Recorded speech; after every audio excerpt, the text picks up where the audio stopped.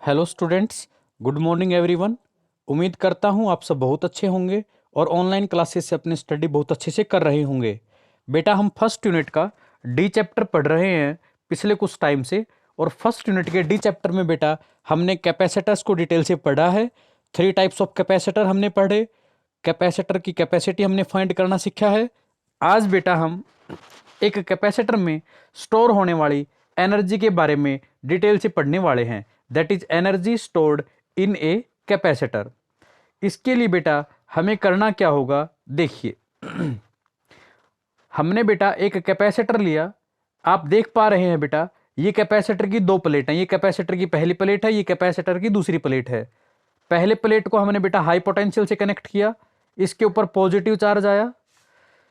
अब according to charging by induction method, second plate के inner surface पे negative और आउटर सरफेस के ऊपर उतना का उतना पॉजिटिव चार्ज आया, और इस पॉजिटिव को बेटा हमने अर्थ करवा दिया। बेटा यहां चार्ज स्टोर हुआ, यहां प्लस आप देख पा रहे हैं बेटा, पहली प्लेट के ऊपर प्लस क्यू चार्ज स्टोर हुआ है, दूसरे के ऊपर माइनस क्यू चार्ज है। प्लस से माइनस की तरफ बेटा यहां पे इलेक्ट्रिक फील्ड स्टोर होगी, और इलेक्ट्रिक फील्ड के रूप में इलेक्ट्रिक एनर्जी स्टोर हुई बेटा। अब उस एनर्जी का हमें एक्सप्रेशन फाइंड करना है, तो हम सपोज करके चलेंगे बेटा। हमने क्या सपोज किया? हमने सपोज किया बेटा कि किसी भी इंस्टेंट के ऊपर इस प्लेट के ऊपर चार्ज था Q। इस प्लेट को हमने पोटेंशियल दिया है बेटा V।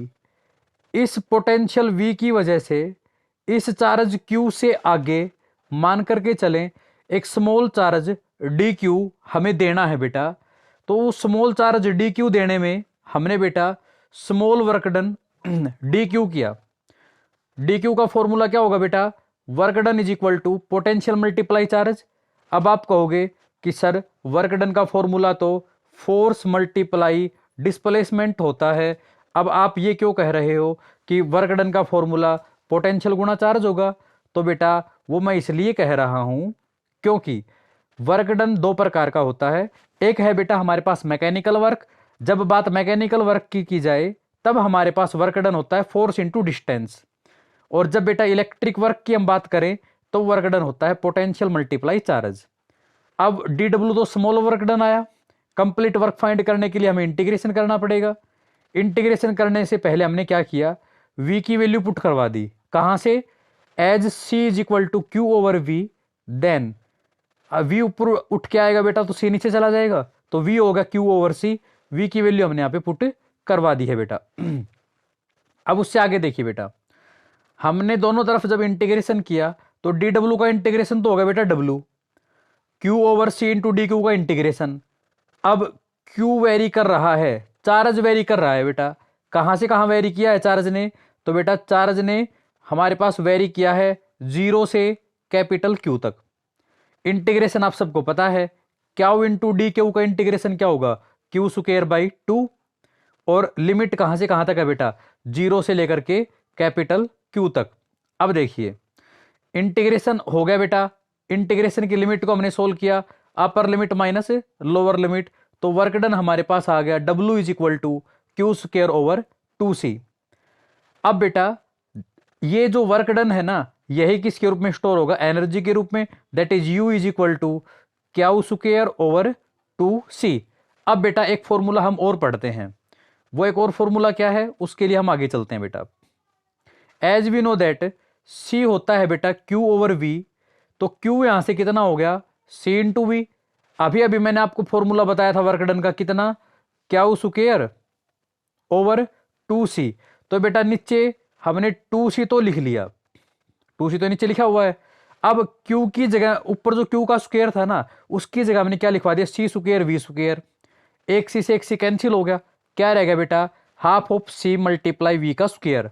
तो हमारे पास वर्क डन के बेटा 2 फॉर्मूले आ गए। क्या क्या?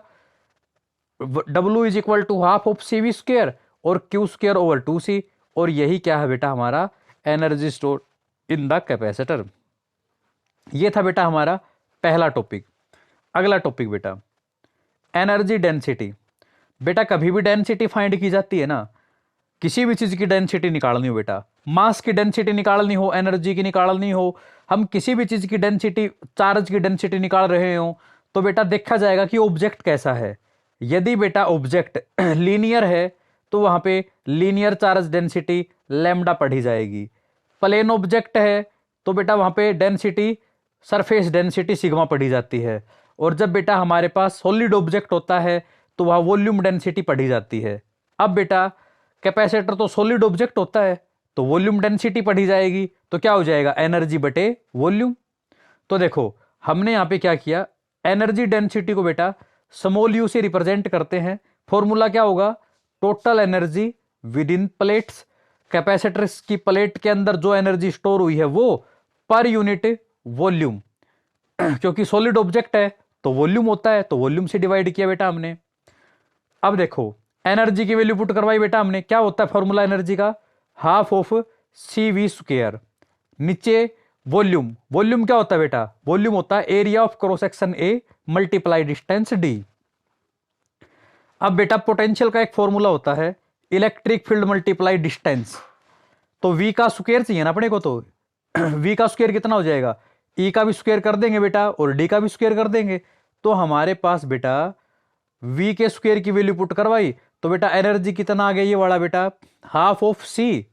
वी के स्क्वायर की वैल्यू पुट करवा दी ई स्क्वायर डी स्क्वायर, और नीचे बेटा वॉल्यूम था ये एरिया मल्टीप्लाई डिस्टेंस डी। अब बेटा हमें इस सी की वैल्यू और पुट करवानी है। यहां पे कैसे पुट करवाएंगे, देखो सी होता है क्या, A epsilon not over D. अब बेटा हमने ये वाली वैल्यू पुट करवाई तो यू कितना हो गया, हाफ ऑफ, ये तो सी की वैल्यू, ये वी के स्क्वायर की वैल्यू और नीचे वॉल्यूम की वैल्यू। बेटा ए से तो ये एक कैंसिल हो गया, डी मल्टीप्लाई डी, नीचे बन गया डी स्क्वायर और उसे ये डी स्क्वायर कैंसिल हो गया। क्या बच गया बेटा हमारे पास, तो हमारे पास रह गया u is equal to half of epsilon naught E square.